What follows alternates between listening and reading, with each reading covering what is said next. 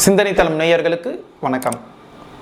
RS infotainment Elred Kumar தயாரிப்பில் வெற்றிமாறன் இயக்கத்தில் விஜய் சேதுபதி, சூரி, மஞ்சு வாரியர், ராஜீவ் மேனன், கௌதம் வாசுதேவ் மேனன், இளவரசு, Tamil, Kishore, Ken Karunas, Manobala இவங்களாம் நடித்து நேற்று திரையில் ரிலீஸ் ஆன விடுதலை படத்தோட பார்ட் 2 பற்றி தான் இந்த வீடியோவில் நம்ம பார்க்க போகிறோம். அதுக்கு முன்னாடி இந்த படத்தினுடைய கேஸ்ட் அண்ட் குரூவை பார்த்துடலாம். இந்த படத்தினுடைய cinematographer Velraj, editor Ramar, music Isaignani Ilaiyaraaja, stunt Prem, art direction Jackie.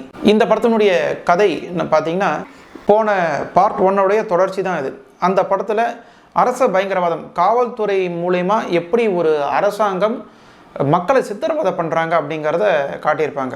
ரொம்ப மிகைப்படுத்தி காட்டியிருப்பாங்க அந்த படத்தில். இன்னொன்று, அந்த போராட்டக்குழு தலைவரான விஜய் சேதுபதி பெருமாள் வாத்தியாருங்கிற கேரக்டரை எப்படி அந்த ஜீப் ஓட்டும் கான்ஸ்டபிள் பாயிண்ட் பிளாக்கில் மடக்கி அவரை கைது பண்ணுறாரு, அதை காட்சிப்படுத்தியிருப்பாங்க. அந்த படம் அதுதான் பேசும். நல்ல திரைக்கதை அமைச்சிருப்பாங்க அந்த படத்தில். இந்த படத்தில் விஜய் சேதுபதியோட கேரக்டர், அதாவது பெருமாள் வாத்தியார் எப்படி சாதாரண பள்ளிக்கூடத்து ஆசிரியராக அவரோட வாழ்க்கையை தொடங்கி ஒரு பெரிய ஆயுதமேந்திய போராட்டக்குழுக்கு தலைவர் ஆனார் அப்படிங்கிற அந்த டிரான்ஸ்ஃபர்மேஷன் கதை தான் மெயின். அதில் இந்த பண்ணை அடிமைத்தனத்தை பற்றியும் இவங்க பேசியிருக்காங்க. இன்னும் சொல்லப்போனால் அந்த பண்ணை அடிமைத்தனத்தில் நடக்கிற அடக்குமுறை, மக்கள் மேலே அவங்க செலுத்துகிற அதிகாரம், அதனால் இவங்க சந்திக்கிற பிரச்சனைகள், இது மூலமாக எப்படி ஒரு ஆயுதமேந்திய போராட்டக்குழுக்கு தலைவர் ஆனார் அப்படிங்கிறது தான் மையப்படுத்தியிருக்காங்க. அதுதான் கதையும் கூட. விஜய் சேதுபதியோட கைது வெளியுலகத்துக்கு தெரிஞ்சதுன்னா மத்திய சர்க்கார்கிட்டேருந்து தமிழகத்துக்கு கிடைக்கக்கூடிய வளர்ச்சி நிதி தடைப்பட்டு போகும். அதில் ஒரு சிக்கல் ஏற்பட்டுடும். அதை தவிர்க்கிறதுக்காக இந்த உயர்மட்ட அதிகாரிகள் என்ன பண்ணுறாங்கன்னா, விஜய் சேதுபதியை காட்டுக்குள்ளே அனுப்புகிறாங்க காவலர்களோட. அங்கே சில விஷயங்கள் நடக்குது. அந்த நேரத்தில் விஜய் சேதுபதியை போலீஸ்காரங்களுக்கு ஹெல்ப் பண்ணுறாரு. அதை பார்த்துட்டு சில காவலர்கள் இவர் மேலே இருக்கிற அந்த கெட்ட பிம்பத்தை எடுத்துடுறாங்க. அவர் மேலே ஒரு நல்ல அபிப்பிராயம் வருது. ஒரு கட்டத்தில் விஜய் சேதுபதி அங்கேருந்து தப்பிக்கிறதுக்கு உண்டான சூழல் ஏற்படுது. அவருடைய படைகள், அதாவது ஆயுதமேந்திய போராட்டக்குழு அங்கே வராங்க, அவரை காப்பாற்றி கூட்டிகிட்டு போகிறாங்க. அப்போது ஒரு பெரிய போலீஸ் படையே தாக்குறாங்க. அவங்களுக்கும் இவங்களுக்கும் சண்டை ஏற்படுது. அந்த சண்டையில் நிறைய பேர் உயிரிழக்கிறாங்க. இதை பார்த்த விஜய் சேதுபதி ரொம்ப ஃபீல் பண்ணுறாரு. போலீஸ்கிட்ட சரணடைஞ்சாரா, இல்லை என்ன ஆனார், அவர் என்ன முடிவெடுத்தார், இதுதாங்க இந்த படத்துடைய மீதி கதை. சரி, இந்த படம் எப்படி இருக்குன்னு பார்த்தீங்கன்னா, பார்ட் 1 வெற்றிமாறனுடைய முத்திரை ரொம்ப ஆழமாக இருக்கும்.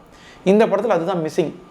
ஏன்னா வெற்றிமாறன் கிட்ட அழகே அவர் சொல்ல வந்த கருத்தை காட்சிகள் மூலமாக ரொம்ப ஆழமாக பதிய வைப்பார். ஒரு கம்யூனிஸ்ட் ஆஃபீஸ்க்குள்ளே போனால் கூட இந்த அளவுக்கு ஒரு தத்துவங்கள் இருக்காது. கம்யூனிஸ்டே இது ஃபாலோ பண்ணுறாங்களேன்னு தெரியல. ஏன்னா அந்த மாதிரி ஃபாலோ பண்ணியிருந்தாங்கன்னா இந்நேரம் கம்யூனிஸ்ட் ஒரு பெரிய கட்சியாக இருந்திருக்கும். ஆனால் இந்த படத்தில் அவங்கள விட இவங்க தான் கம்யூனிஸ்ட் சிந்தனை அடி தள்ளிக்கிட்டே போகிறாங்க. ஆரம்பத்திலேருந்து கடைசி முடியும் விஜய் சேதுபதி தத்துவமாக பேசுகிறாரு, பாடம் எடுக்கிறாரு. ஒரு கட்டத்தில் நாம் படம் பார்க்குறோமா, இல்லை கம்யூனிசம் பற்றின டாக்குமெண்ட்ரி நம்ம பார்க்குறோமா, அந்த மாதிரி ஒரு சூழ்நிலை நமக்கு ஏற்பட்டுடுது. அந்த நேரம் ஒரு பெரிய வேதனையாக இருக்குது. எப்படா இந்த ஃபஸ்ட் ஹாஃப் முடியுங்கிற மாதிரி ஆகிடுது. செகண்ட் ஹாஃபில் அந்த காட்டுக்குள்ளே போகிற காட்சி அதெல்லாம் உண்மையாலுமே நல்லா இருக்குது. இந்த படத்தில் சொல்லக்கூடிய விஷயம்னா, விஜய் சேதுபதியோட நடிப்பு ரொம்ப அற்புதமாக உழைச்சிருக்காரு. ஆனால் அவர் சரியாக பயன்படுத்திக்கிட்டாங்களா இல்லையாங்கிறது தான் கேள்வி. ஏன்னா ஒரு 3 இடம் அவர் நாயகி கிட்ட காதல் வெளிப்படுத்துகிற சீன் ரொம்ப அழகாக இருக்கும். அவர் தவிப்பார் காதல் வெளிப்படுத்துறது, அதெல்லாம் ரொம்ப ரசிக்கலாம். அதே மாதிரி ஒரு இடத்துல குண்டு வெடிச்சிடும். அந்த நேரத்தில் ஒரு ஆக்டிங் கொடுத்துருப்பாருங்க, அழுது. ரொம்ப பிரமாதமான நடிப்பு. சூரிய பற்றி சொல்லணும்னா, முதல் பாகத்தில் ஒரு ஹீரோ, விஜய் சேதுபதி கொஞ்சமாக தான் இருப்பார். இந்த படத்தில் விஜய் சேதுபதி தான் பிரதானமான நாயகன். சூரிக்கு கொஞ்சமான நேரம் தான் ஸ்க்ரீன் ப்ரெசன்ஸ். ஆனால் அந்த கடைசி கேப்லையும் அவருக்கு உண்டான அந்த எக்ஸ்பிரஷன்ஸ், தெரியலிங்க ஐயா, புரியலிங்க ஐயா, இதை வச்சே அவர் நல்ல நடிச்சிருப்பார். கடைசியில் ஒரு கிளைமேக்ஸில் ஒரு முடிவு எடுத்துகிட்டு போவார். அதெல்லாம் ரொம்ப ஒரு டச்சிங்காக இருக்கும். அதே மாதிரி மஞ்சு வாரியர், அவங்களும் இந்த படத்துக்கு இந்த கேரக்டருக்கு என்ன தேவையோ அதை நல்லா உழைச்சிருப்பாங்க. ஆனால் இந்த மேக்கப்பை பொறுத்த வரைக்கும் பார்த்திங்கன்னா, விஜய் சேதுபதியோட ஆரம்ப கால இளமை கால மேக்கப் ஆகட்டும், அப்புறம் மஞ்சு வாரியாரோட இளமை கால மேக்கப், அதாவது ஹேர் கட் பண்ணியிருப்பாங்க. அதுக்கு ஒரு காரணம் சொல்லியிருப்பாங்க, அவங்க ஏன் ஹேர் கட் பண்ணியிருப்பாங்க அப்படிங்கிறது. அதெல்லாம் உண்மையாலுமே ரசிக்கிற மாதிரி தான் இருக்கும். ஆனால் என்னங்க, ஒரு கம்யூனிஸ்ட்டு தத்துவங்கள் பேசுகிறவங்கன்னா காதலும் எதுவும் இருக்கக்கூடாது, நகை அணைகளெல்லாம் எதுவுமே இருக்கக்கூடாதுங்கிறது ஒன்றும் கிடையாது. இவங்களுடைய மேக்கப் தான் நமக்கு ஒத்து வராத மாதிரியே இருக்கும். அது ஒரு சிறிய குறை. இந்த படத்தில் அடுத்து ஒரு நடிப்பு அப்படின்னு பார்த்தீங்கன்னா, கென் கருணாஸோடைய ஆக்டிங் சொல்லலாம். ஆரம்பத்தில் அவர் அந்த பண்ணை அடிமையிலேருந்து எப்படி வெளியில் வரணும், திமிரிக்கிட்டு வெளில வரணும் அப்படிங்கிறத காட்டியிருப்பாங்க. நல்லா ஃபைட் பண்ணியிருப்பார், நல்லா உழைச்சிருக்காரு கென் கருணாஸ். இதே மாதிரி அவர் தேர்ந்தெடுத்து நடித்தார்னா அவரும் ஒரு நல்ல இடத்துக்கு வரலாம். அதே மாதிரி கௌதம் வாசுதேவ் மேனன், ராஜீவ் மேனன் அவரோட இயல்பான நடிப்பு, அண்ட் தென் இளவரசு அவர் ஒரு 2 சீனில் வந்தாலும் அவரும் நல்லா நடிச்சிருப்பார். அடுத்து பார்த்தீங்கன்னா கிஷோர், அவர் பார்த்தீங்கன்னா ஒரு நல்ல நடிகர், அது மாற்று கருத்தே கிடையாது. அவர் எந்த கேரக்டர் கொடுத்தாலும் நல்லா பண்ணுறவர். ஆனால் அவருக்கு அந்த ஓன் வாய்ஸே இந்த படத்தில் எனக்கு சூட் ஆகலை அப்படிங்கிறது தான். ஒரு கிராமத்தில் இருக்கிற ஒரு கம்யூனிச தலைவர், கம்யூனிஸ்டுகளுக்கு அழகே அந்த வாய் சொல்லுதான்.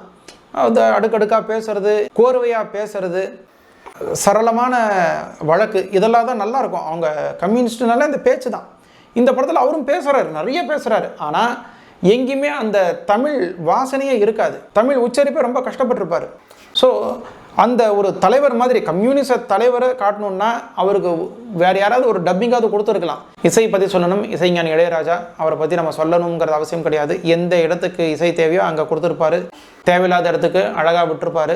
ஆனால் பாடல்கள் அதெல்லாம் பார்த்திங்கன்னா நம்ம இந்த ஆல்ரெடி கேட்ட ரகம் தான். அதில் ஒரு 2 பாட்டு நல்லாயிருக்கு, கேட்கலாம். மற்றதெல்லாம் பார்த்திங்கன்னா துருத்திக்கிட்டு இருக்கும். இந்த படத்துடைய காட்சிக்கு பாடல்களே தேவையில்லை, துருத்திக்கிட்டு இருக்கும் அந்த மாதிரியான இசை.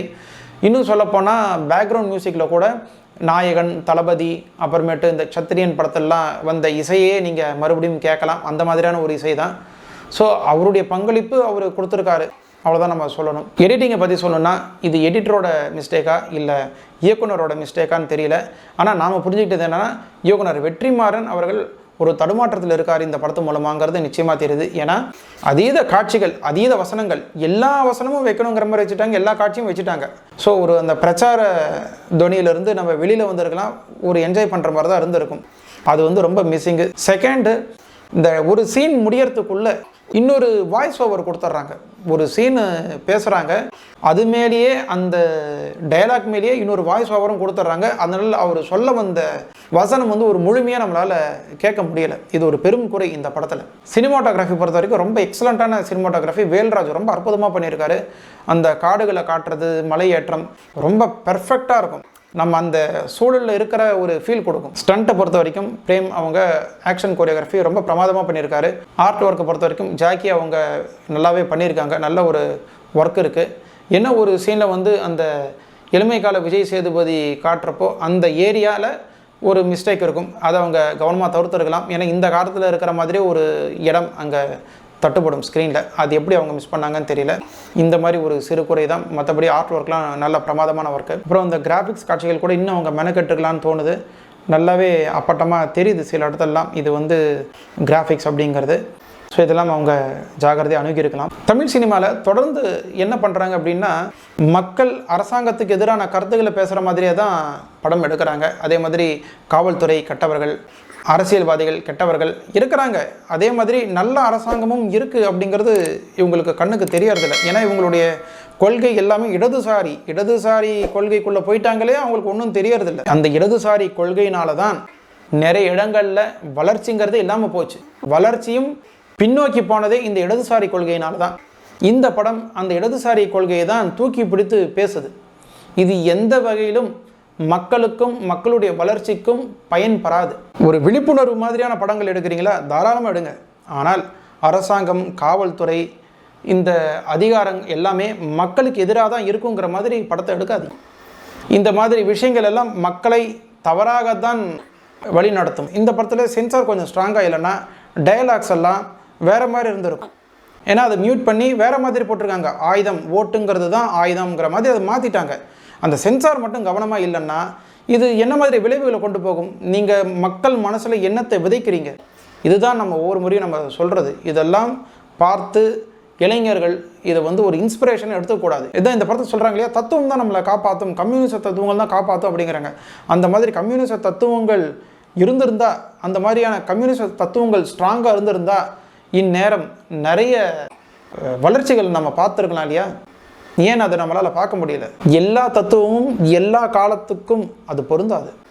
எல்லா ஜாகிரபிக்கும் டெமோகிராஃபிக்குமே அது பொருந்தாது. அதை புரிஞ்சுக்கணும். பிரச்சனைகளை நீங்கள் பேசிக்கிட்டே இருந்தீங்கன்னா அதுக்கு தீர்வு கிடையவே கிடையாது. அதை எப்படி தீர்க்கணும் ஆக்கப்பூர்வமாங்கிறது தான் நீங்கள் பேசணுமே ஒழிய, நாங்கள் அப்படி இருந்தோம், எங்களை இப்படி பண்ணாங்க, அதே மாதிரி இவங்க பண்ணை ஆட்கள்னு சொல்லிட்டு சில வகுப்புகளை குறிப்பிடாமல் காட்டுறாங்க. அது நம்மளால் புரிஞ்சிக்க முடியுது. அதுவும் கண்டிக்கத்தக்கது தான். இது என்ன ஆகும்னா, என்றைக்கும் நடந்த பிரச்சனைகள் அதே மாதிரி எல்லா இடத்துலையும் இந்த மாதிரி பிரச்சனை நடந்தால் எல்லாருமே இப்படி தான் பண்ணாங்களா? அதுவும் ஒரு கேள்வி இருக்குது. யாரோ எங்கோ ஒருத்தர் செய்த விஷயங்களுக்கு எல்லாத்தையுமே ஒரு புது புத்தியாக பேசுறதுங்கிறது கண்டிக்கத்தக்கது தான். இந்த படத்தில் அதெல்லாம் நடந்திருக்கு. ஸோ இது ஒரு வெற்றிமாறனுடைய படமாகவே என்னால் பார்க்க முடியல. இந்த இடதுசாரி கம்யூனிச கொள்கைகளை பேசக்கூடிய பிரசங்க படமாக தான் என்னால் இந்த படத்தை பார்க்க முடியுது. என்னால் இந்த படத்தை பார்க்க முடியலை. இது பார்த்திங்கன்னா என்னுடைய தனிப்பட்ட கருத்து தான். இந்த படம் சொல்ல வந்த கருத்துக்கு நான் முரணாகிறேன். அதனால் இது என்னுடைய மாற்று கருத்து, நான் பதிவு செய்கிற விமர்சனம், அவ்வளோதான். யாரையும் காயப்படுத்தணுங்கிற ஒரு எண்ணம் கிடையாது. ஸோ வெற்றிமாறன் அடுத்து ஒரு நல்ல படைப்பை கொடுப்பாருங்கிற ஒரு நம்பிக்கையோடு இந்த வீடியோவை நான் முடிக்கிறேன். இந்த வீடியோ உங்களுக்கு பிடிச்சிருக்குன்னா லைக் பண்ணுங்கள், ஷேர் பண்ணுங்கள், கமெண்ட் பண்ணுங்கள். நம்ம சிந்தனைத்தனம் சேனலை சப்ஸ்கிரைப் பண்ணாதவங்க சப்ஸ்கிரைப் பண்ணுங்கள். மீண்டும் ஒரு நல்ல காணொலியில் நான் உங்களை சந்திக்கிறேன். அதுவரை உங்களிடமிருந்து விடைபெறுவது நன்றியுடன் ஹரிராவ்.